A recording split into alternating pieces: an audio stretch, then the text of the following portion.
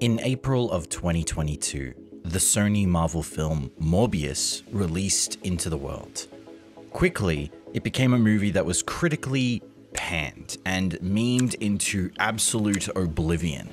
Despite that, it remains a cultural touchstone of memes in cinema. I bring all this up because the moniker of what Morbius is, a piece of art that is known for its memes more than its content, was placed upon a manga that came out that following year. A manga called Kagurabachi. This happened due to its virality as a new manga for the magazine weekly Shonen Jump. Before the first chapter even came out, a promo art of the manga was released, and the internet latched onto it like a parasite. From there, the internet did what it does best. It made fun of it, as much as it could. Kagurabachi became a hellstorm of memes. Memes about edginess, memes about the name, McDonald's memes, One Piece memes, video game memes, will she Kagura on my bachi, artwork, anime openings, music was all created for a series that hasn't even started just because of the memes. Before knowing Kagurabachi's full scope of a narrative, the internet had already created one for it. Kagurabachi is so good, we don't even need to read it. An altogether happier meme story compared to most. Instead of being pushed onto the ground and getting its pocket money stolen, Kagurabachi was touted as being a series so good, it could not fail, by people looking for a laugh, only to then be protested as the truth by those invested in reading and creating content for it. This led to a discourse amongst online manga fans about why it will get axed because of its artificial hype, or how it is not anything new or special in manga. By this video's editing, it has 95 chapters, maybe even more. And as someone who read the very first chapter when it was released, I haven't read any of the rest until now. So where does it stand? Is it as well written and artistically crafted as some memes and excited fans alluded to? Or is it more of the same? Is there depth in its story? Is it just action? Is it well-crafted action? Were people justified to clown on it, or is it really as good as people predicted? Who was right? So I want to dispel all of this. I want to talk about what Kagurabachi is actually like as a manga. And the reason I've decided to do this now is not because it has 3 chapters of very little to go off, but is now approaching the 100 chapter mark. With this many chapters, we can see if the mangaka has the ability to tell a narrative over long periods of time. Something I think we can agree is vital for a manga series to shine. From this, I want to break down why everyone predicted it would be a manga that would be the next greatest manga, or a failure and never return. We're going to do everything. I'm going to look at the art. I'm going to look at the story. I'm eventually going to talk about RJ Oppenheimer, all the good stuff. So to start and get this out of the way, I just have to say, it's good.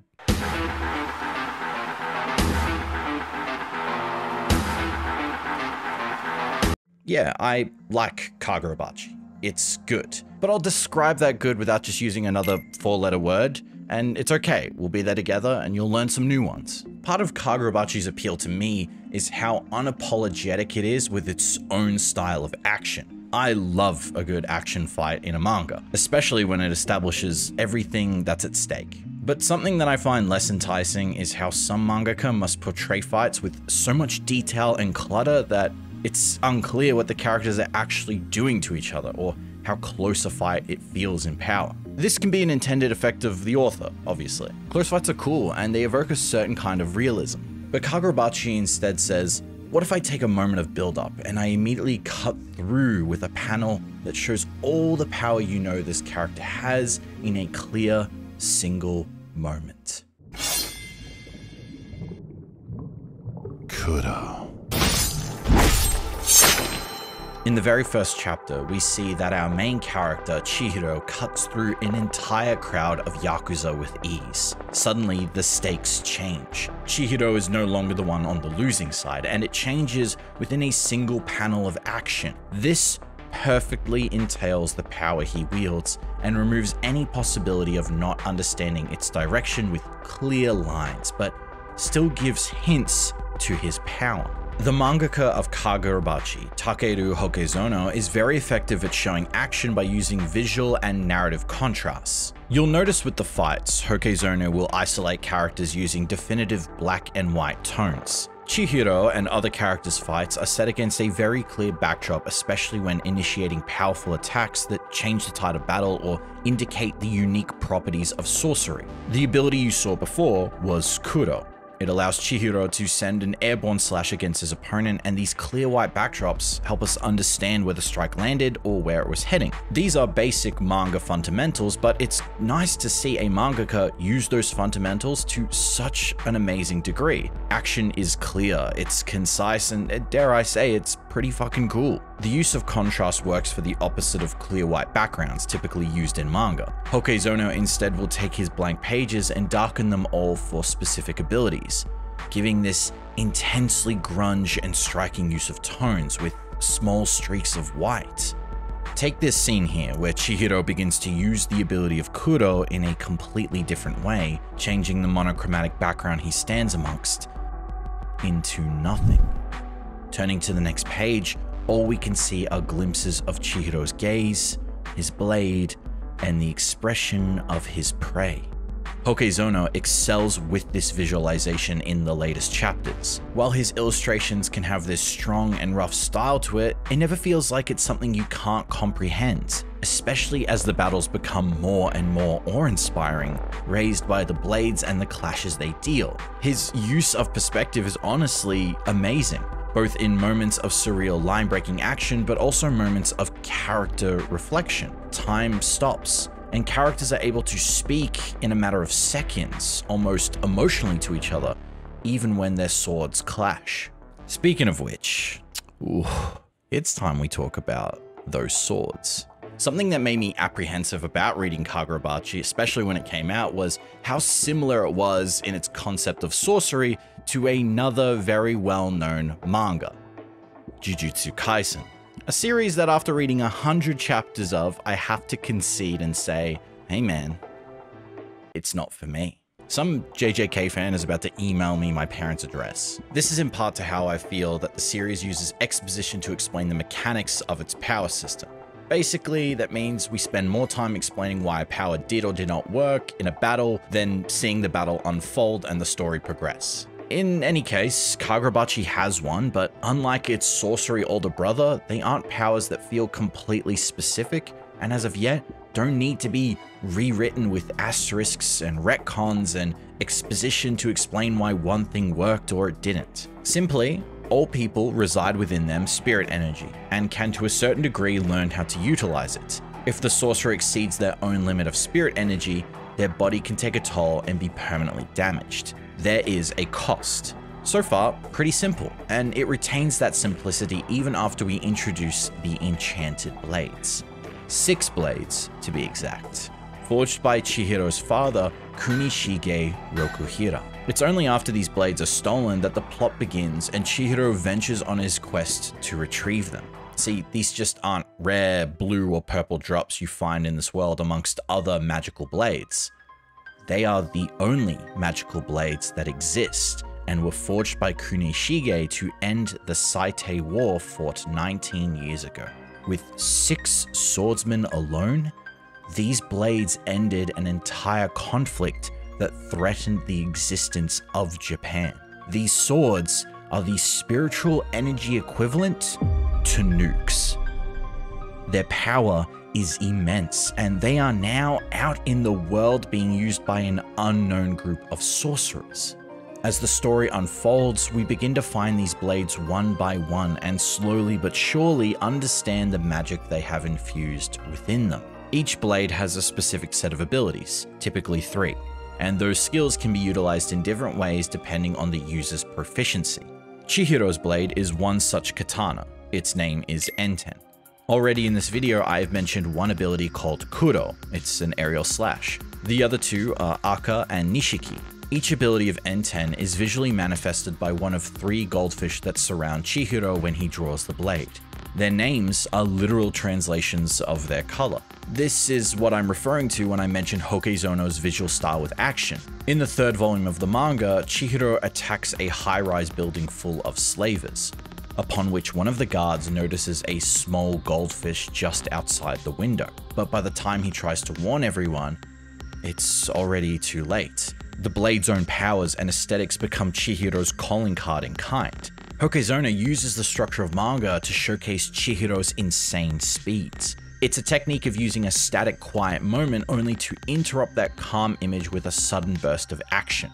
Something I think you also see in many of the films that Hokezona has taken inspiration from. In an interview with Asahi.com, Hokezona mentioned his love for action and samurai films. I personally was surprised by the directors he admires in movies, but I can see how much of their work he has placed in his own. Naming his favorite directors are Quentin Tarantino, Christopher Nolan, and a personal favorite here, David Fincher. Even citing his ability to portray speed from watching Tarantino movies. My guess is probably Kill Bill.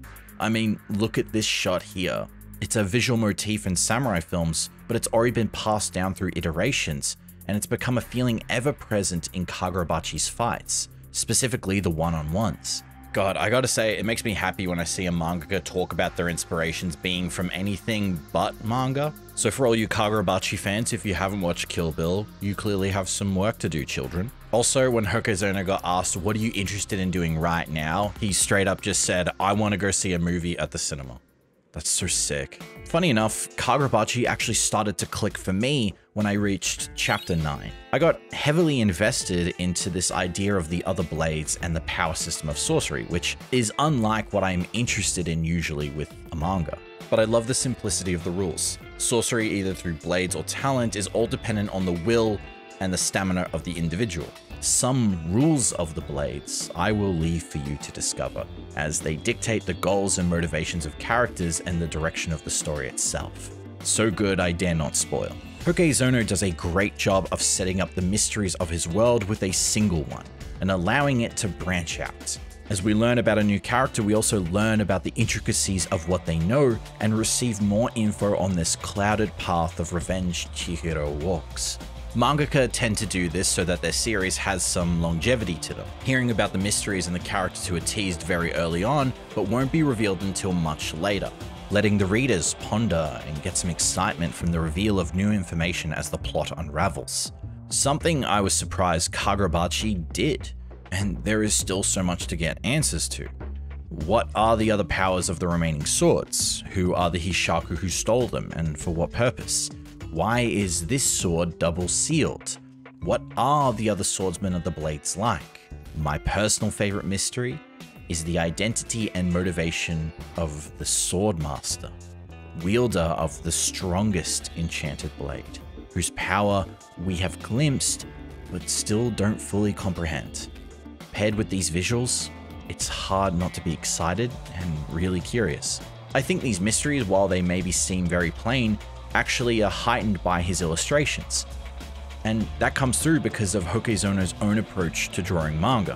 When I draw, I always keep in mind the notion of creating an image that isn't just a repackage of what I've created before. When drawing, I think about how I can surprise myself. Now, you might be thinking, Mugen, wait. What if I don't care about action films? What if I don't care about John Wick or Tarantino? What if I care about that thing called story? What if I care about plot? What if I care about that thing called character development? Well, as a new reader to the Kagurabachi series, I'm going to give a hot take that many other fans might not like. But plot is kind of important. One of the things that I think makes Kagurabachi's work very unique is that there are revenge manga out there, but there hasn't been a revenge manga in Shonen Jump before quite like this. Something not common to be in the main lineup or even succeed. And when I say revenge, I mean that in the main character's motivation. This isn't a secondary character's goal like Sasuke from Naruto, but the main protagonist, whose motivation is ultimately revenge for what happened to his father. I think this is what helped distinguish itself in the catalog amongst other series, as the edgy older brother in the corner surrounded by all the happy friends of the family. While everything I've described so far is sick and cool as fuck in terms of action, a lot of it is informed by the narrative and character.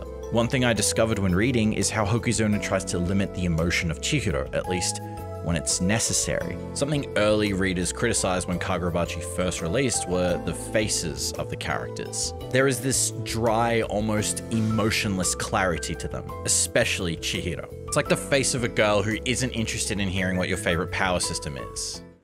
She's indifferent, man. This was most prominent with Chihiro in the first chapter where he says he eats pain and sadness for breakfast, and it got memed, and it was pretty funny. But now with more context of the story, I want to point out that Chihiro being extremely cold and unemotive works in terms of the narrative that Hokuzono is telling. Just think for 1 minute and ask, why is this 18-year-old cutting up people so fluidly, but still retaining that calm composure? Well, if you think about it, that tells you a lot about his character, doesn't it? Why is he so indifferent to all this violence? He's focused on his goal. His state of mind is not conflicted by what he is doing. Don't be fooled, there are combat moments where Chihiro's mental state is shaken by information relevant to the story, and he loses that focus. He struggles with combat and can be prone to emotional outbursts when faced with certain truths he isn't ready to see. Yet these battles here, he's calm, he's composed. It looks cool, but there is a chapter that made me realize more why this matters to his development as a character. In a later chapter, Chihiro is tasked with protecting a random girl in a hotel room. Upon being exposed of their whereabouts, he tells the young girl to stay inside lest she come to harm.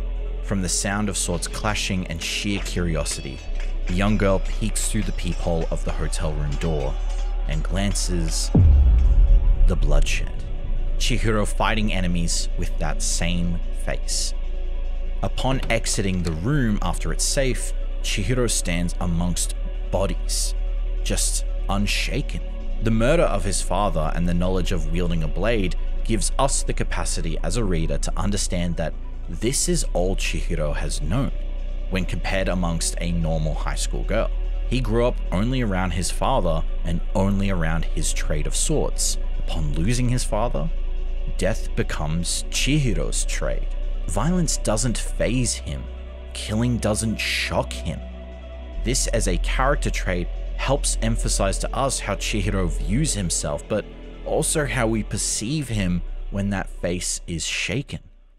Hokuzono's action is great, but the story that permeates that action is all that matters, down to the swords and those who wield them. They were forged by Chihiro's father, and the motivation to reclaim them is born out of a sense of duty when the chance of innocent people being killed by them is what shakes Chihiro's moral compass. A resolve you can see when the lives of innocents are at risk. Chihiro's determination is pushed, and that expression gives way to a fear of failure. These swords brought peace, and now they're being used for senseless violence and an agenda of an unknown group. Not unlike how violence can be used to end war in our world, but then also from that discovered technology be used as a tool for an altogether different outcome or goal. The perception of the blades and the wielders who use them is not unlike our own perceptions of individuals who partake in violence, whether for good or bad. This may sound like a stretch, especially if you haven't read Kagurabachi and you're just looking at this video to see what it's like, but the series makes a lot of poignant comments about legacy, especially in how we perceive people who took part in violence in order to make sure that we have a society that we live in today, whether it was their intention or not. Which brings me to the part everyone's been waiting for, is for me to talk about J.R. Oppenheimer. I can already hear everyone screaming peak. Oppenheimer was an individual during World War II who helped craft one of the most devastating weapons ever. Nuclear warheads are so powerful that they are still used as a deterrent against nations today, but how individuals like Oppenheimer are perceived is similar to what Hokuzono is doing in Kagurabachi with the wielders of the enchanted blades. They are praised as heroes who ended the Great War, but by many others are judged as killers who ended the lives of far too many with the overwhelming and explosive power they used. Kunishige, who crafted the blades, acknowledges his own role of creating such powerful tools. And I say tools as a specific use of the word. When you craft a hammer, it is used for the purpose of hammering nails. An axe is created for the use to cut down a tree. These are tools that can inflict harm, but were not created for that purpose initially, and so are viewed as that, tools for labor. Kunishige reminds Chihiro as he teaches him how to make a blade that swords are tools to kill people. Now I am become death, the destroyer of worlds. I suppose we all thought that, one way or another. Part of why I think Kunishige is so attracted to the nature of goldfish is their prominence as animals with quaint lives and terrible memory. If only I could forget the things I have done just as much as these fish could forget their world is so small. Kunishige wishes to forget his legacy. Every time it's brought up, he tries to brush it off.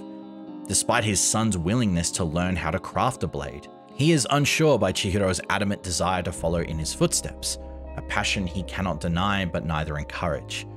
It's his son's choice. And these are things layered in the very first chapter, but now with context of later ones, it's all the more impactful, and I can see how this is applicable to a lot of the things we view today in how we create weapons or we create violence. At best, Kunishige tries to educate Chihiro on the power of a blade. Then with his father's death, Chihiro begins to walk a path which he kills for his own reasons, even acknowledging that he does so to protect those better than him, those who do not kill. There is no joy in this revenge story, not like Guts from Berserk. Guts goes around killing all these destructive demonic entities, but at the cost of other people's lives.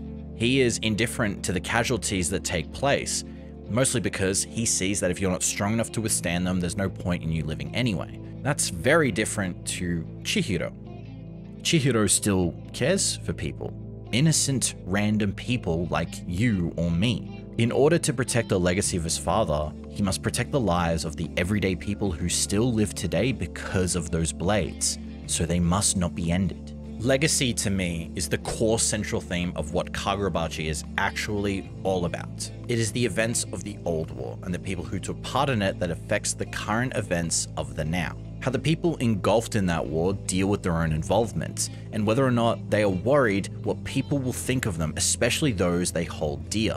They are praised, but they feel shame. They're called heroes, yet maybe they feel nothing more than just a murderer. Hindsight is 20/20 when it comes to history and our legacy. It says a lot to how we view people who have created a legacy of life of which we live in today. The piles of human lives at which were stacked in service of a better society or a society of freedom, despite the catastrophic results of powerful weaponry. I know this is all coming from a manga that is based in awesome action, but it's true. If we look at the plot and only the plot surrounding these blades and the catastrophic destruction they create, this is the applicable side to us as a reader. To me, this is what it feels like Hokuzono is trying to say on a much larger level in the world he's created. And that world affects our characters and how they see themselves. Kagurabachi asks us, as it does the characters of the manga, how do we wish to honor or reject this legacy? Do we destroy it? Maybe we create new ones that we can be proud of. Chihiro ultimately does battle with individuals who challenge his own perception of this legacy. The first major villain, Sojo, is someone who idolizes Chihiro's father and believes the true purpose of the blades are to be used by the strong, upon which he uses Cloud Gouger, the second enchanted blade we see. A wielder of his father's creation and a stout defender of the blade's ability to destroy as a source of pride. Chihiro must face this person, not just a challenge of strength, but also a challenge of ideology about the same person. The opposite of what Chihiro believes the use of these swords should now be. Every battle from every major character and the opponents they face are a battle of ideologies and what legacy shall be left behind or protected. The protection of human life and legacy seem to be one and the same in the eyes of Chihiro and the characters who follow him. Chihiro's own obsession to avenge his father and protect the blades are often not the same objective, and I think that's a good thing. When faced with the opportunity to fight those who had a hand in his father's death, Chihiro can often not take that opportunity despite his wish to do so. Protecting the lives around him ultimately matters more, even if it fails to retrieve a blade. His compassion exists underneath that strong, unwavering face that he inherited from his father, and continues to remember the lessons he imparted when he was young. Hokuzono combines the cool aesthetic combat and overall vibes of the films he loves like John Wick into, dare I say, a hyper-realistic action samurai smoothie.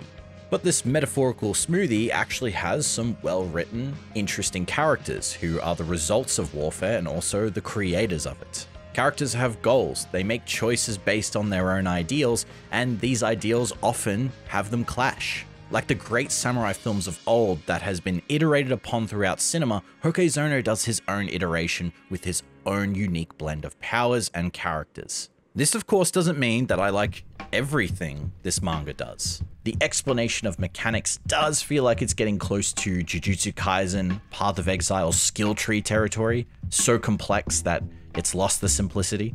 The asterisks of some powers leave a lot of chances for Hokuzono to write himself out of a jam, but it's at the expense of consequences to characters. I do feel some characters have designs that should and need to be as interesting and as cool as the wielders of the enchanted blades. Even though the cinematic influence of John Wick is real, it limits the kind of character designs that can exist in this world. Characters do feel almost discarded sometimes, introduced in arcs and then moved to the sidelines the next.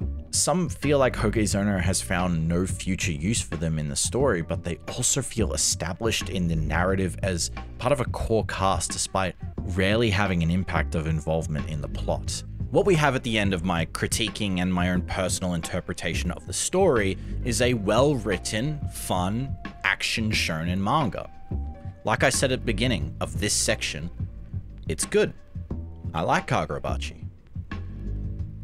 But is it the best? Is it really the greatest? Is it peak?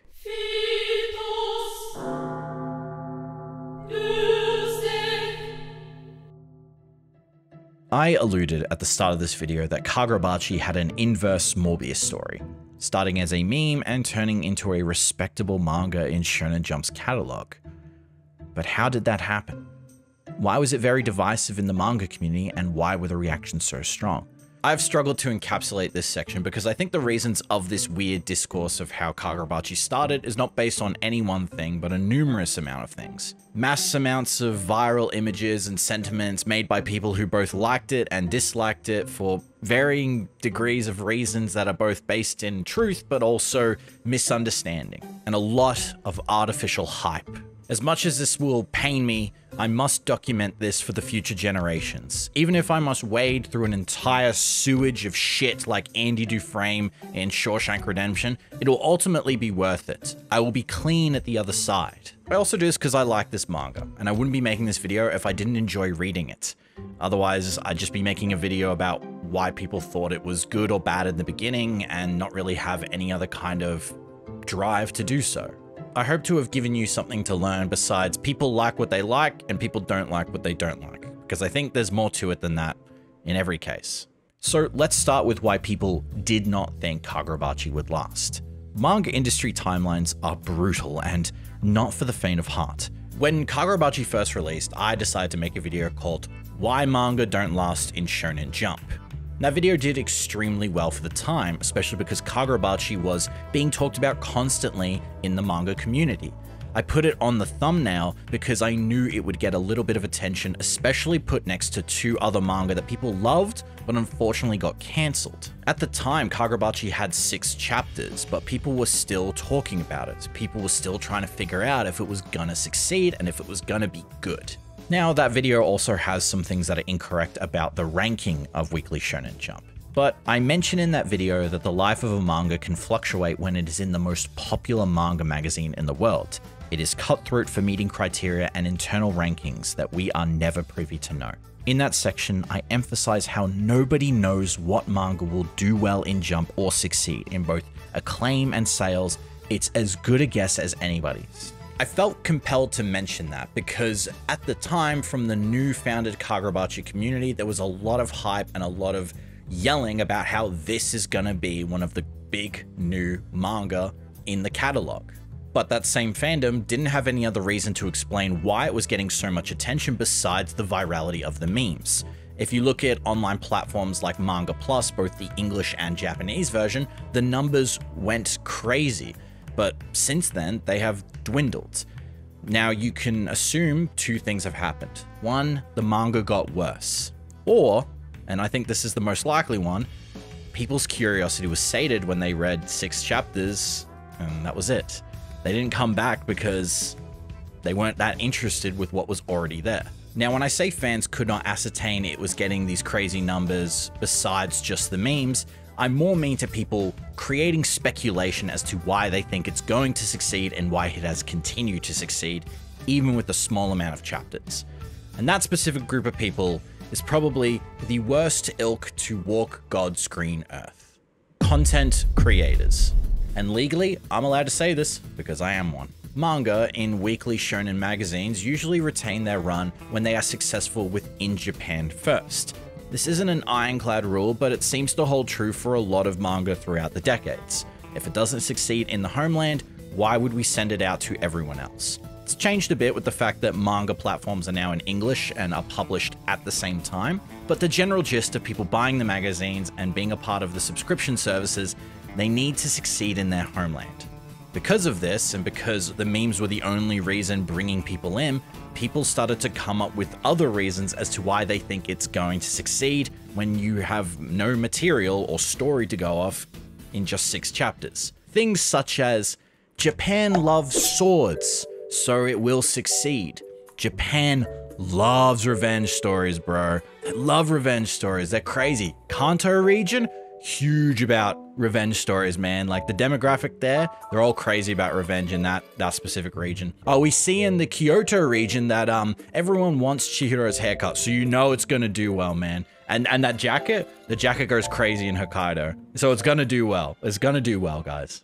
Those last ones I did make up because of how ridiculous the first 2 are, and the fact that I was trying to keep my brain intact when I first heard it. Swords, revenge, and other aesthetic things that are a part of Kagurabachi's identity, especially at face value, are nothing that guarantees any story's success in any medium worldwide, especially when people worldwide aesthetically do like these things in different circumstances. If everyone liked swords and revenge stories in Japan, why doesn't everyone do it?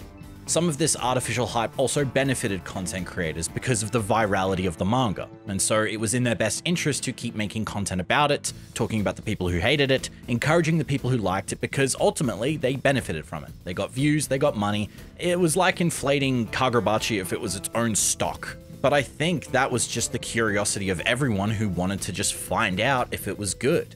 But no one could tell because it was still very early on. All of this is to say, whether the memes were from genuine lovers of the manga or from people trolling on Chihiro's face, people eventually are saturated by seeing it all the time. And a lot of people get apprehensive in giving Kagurabachi its dues when it only just started.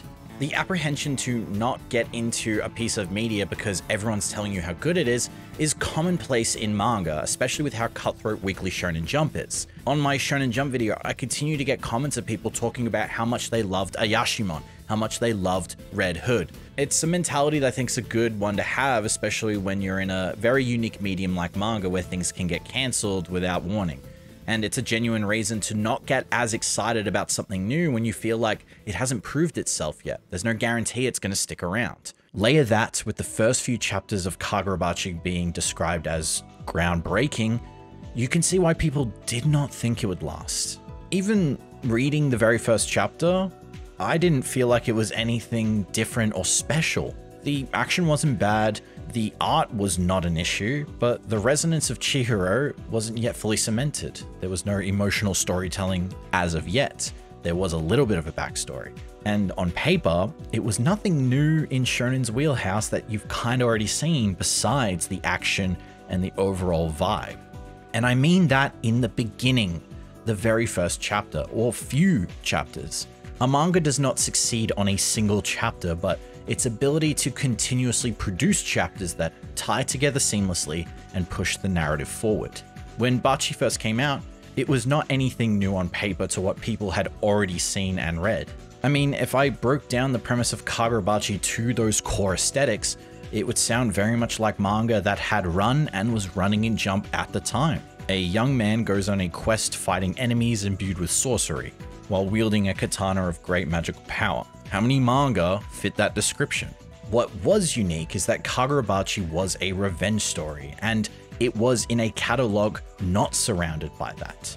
It was inspired by manga that was not inherent to just Jump, but we only see the fruit of this mangaka's labor and ability to tell a story like that after it progressed and achieved character arcs, established themes, and shown how they have evolved as an artist. People can have a disdain for any kind of media when it feels like it's been given an inflated sense of expectations. I personally try not to look at a lot of reviews of movies coming out, especially ones I'm interested in, because I don't want to have the expectations already given to me. This happens a lot as well with manga, and it happened when Kagurabachi was coming out. So you can imagine when people were being told again and again how groundbreaking and great it is, and they read 3 chapters of 6 and they haven't seen anything new. They haven't seen anything groundbreaking. They haven't seen anything that's getting everyone in a fuss. And so when people express that there wasn't anything interesting or new and that it is a lot of hype, the other side that is for it will come back with unbridled positivity and push back and say, no, it is good.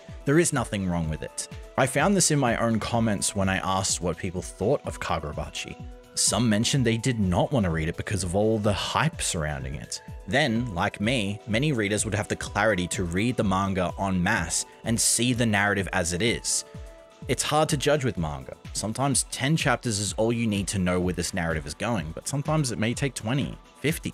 Some series need 100 chapters to show you what it's really about. They wanted to wait and see if it was going to stick around for a decent length of time.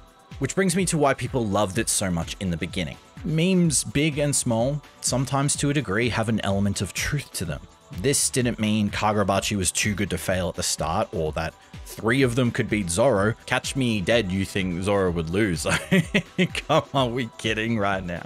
But more in the intention behind people enjoying the manga when it begins. I went through the Kagurabachi subreddit and noticed as they are approaching the 100 chapter mark, people were excited how they came from being seen as the manga everyone thought was a meme to something that against all odds is succeeding. It's a successful manga. Manga that reach the 100+ chapter mark are few compared to the manga that have tried, which are the many. So when something new and different approaches you, and even though you don't know the contents of it, it almost speaks to you without ever knowing anything about it. I have throughout my life found media that I really love. It speaks to me on a personal level, that it shakes me to the core. But some of that media is really flawed. Flawed in ways that are really bad. Things that just don't work, story choices that don't make sense, things that are predictable. And I'm someone who likes to acknowledge those flaws, whether for the reasons it makes it even more interesting or because I know if these flaws didn't exist, people would probably be more open to liking it or experiencing it. I don't think most people think that way though. I think most people like what they like and they don't see flaws in what they like. Because why do they need to? I don't need to explain why I like something besides a 4-letter word.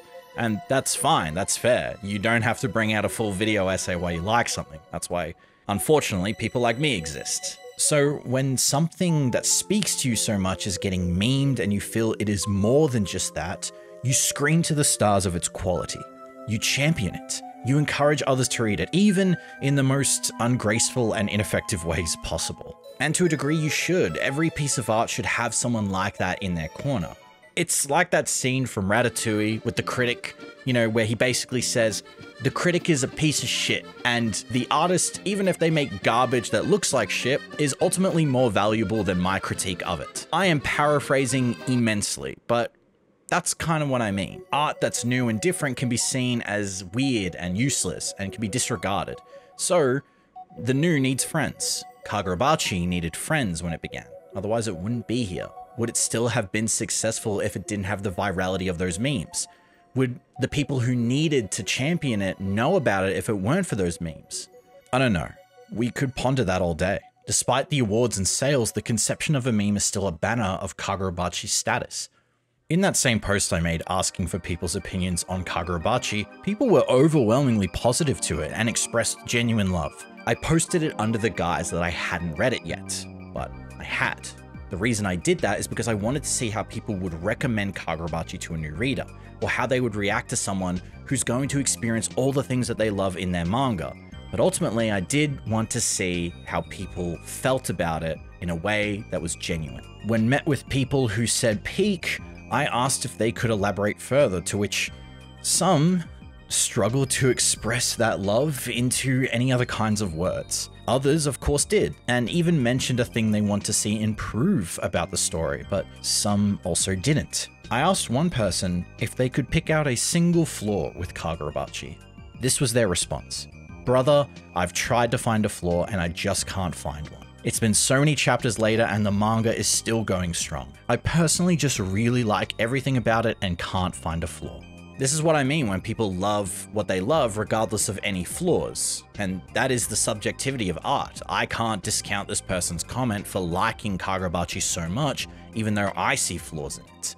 That's fine, that's normal, that's fair. There is no fever dream this guy is living in, as far as I'm aware. But other comments kind of had a different reaction to it, in an almost protectionist kind of way. One commenter said how it's odd not a single person has said anything negative about Kagurabachi in recommending it. And one person replied saying this: "I am biased and want it to be seen in a more positive light for the people who haven't read it." I'll just say, if you value something so much that when you present it to someone else as gospel and perfect and flawless in every way we can try and express art being perfect, most people are likely to reject it because that's too good to be true, even if it is, to whatever degree you can quantify perfection. And I think it's something we have to learn when we tell people to read something or watch something, is that it's not perfect in the eyes of others. It's unfounded. It hasn't proven itself in any way to us. And we can't take people on their word of what they like, because what we like just fluctuates. It doesn't make sense. There are no rules to it. So what do we have so far? We have two groups that didn't feel like it was anything new or special and were kind of put off by the unbridled positivity. And then we have another group of people who do love it so much that maybe they don't understand in how they're recommending things, especially with perfection. This is, so far, people like what they like and people don't like what they don't like, which I knew was going to happen. But there is a third entity amongst all this that are on both sides. And I think they're the real reason that make discourse like this, especially in manga and anime, so disgusting. And it's the people who ask this question: but is it the best? Fandoms are big and are full of different people with different priorities for the art they love. And sometimes they express things in a way that they don't see as antagonistic or boastful when it kind of is. Kagurabachi and many other fandoms give this infectious and exciting feeling to be a part of a story that's ongoing, kind of similar to sport watching. It's predominant in nerd culture. Some fans of manga look at manga rankings and sales figures to kind of justify the quality and superiority of their favorite series, seeing what's the best this season.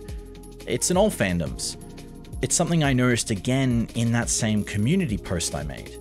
Two different people mentioned how they thought Kagurabachi could both surpass the current shonen and be the most popular shonen ever made after it gets an anime.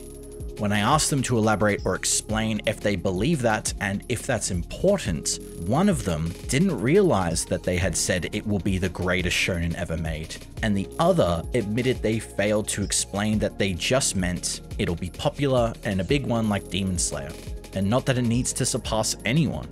These were both comments that seemingly were riding that wave of success, of seeing something you like really succeed and trying to predict what's going to happen.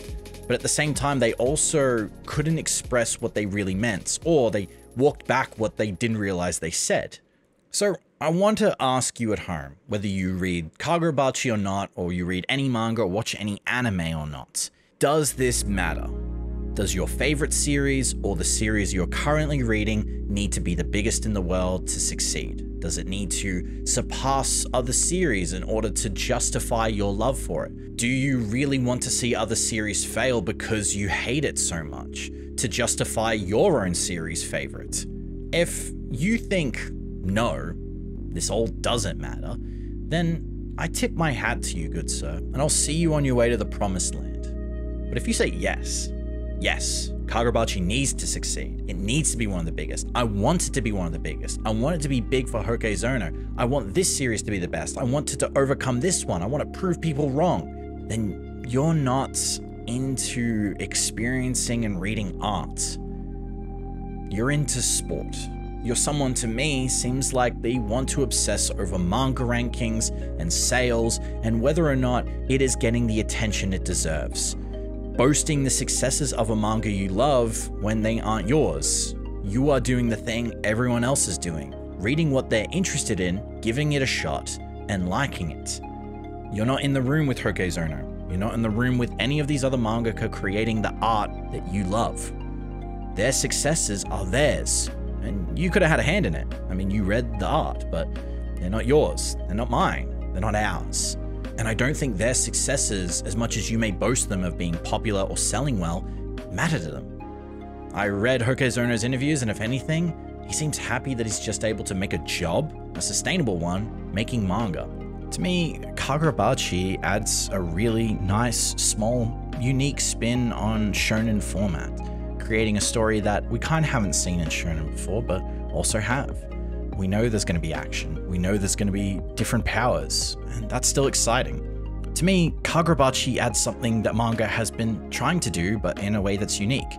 Its narrative is no groundbreaking piece of literature that will change the medium itself like the Iliad or the Odyssey, as much as people online will make you think. I doubt Houkei's Ono even thinks this. But it does elevate manga action. It excels in surprising you with characters and generates pathos for them in its own kind of way. Its work and the images that accompany it have impact. This video is for both the manga, giving it my flowers, and also cementing its early legacy. Perhaps like the legacy the characters of Kagurabachi learned from, we can in turn learn something of Kagurabachi's rise. Maybe understand why we react this way when new manga arrive. How we can better evoke our passion instead of a 4-letter word or screaming it to the stars. Or maybe we give media a chance despite the noise around it. Regardless of what people thought of it, Kagurabachi has a beginning in the public eye few manga will ever be privy to. Whether it was the catalyst that kept it alive until now, we'll probably never know. The future of the series and where it's going is exciting as a new reader. Very few media tear off the shackles of memes and ridicule placed upon them for an unknown reason. But some, as they continue, are able to cement their own legacy. Something I'm glad Houkei's Ono is able to do without ever fully knowing the intention of these memes. But this small snippet of internet history ultimately adds to the power of manga in general, showing that good art can come from anywhere in whatever forms we might not expect. And I think that's just worth making a video about.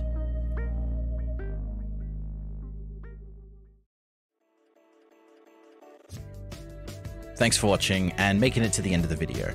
Let me know down in the comments your thoughts on Kagurabachi, what you like, what you don't like, and about its beginnings.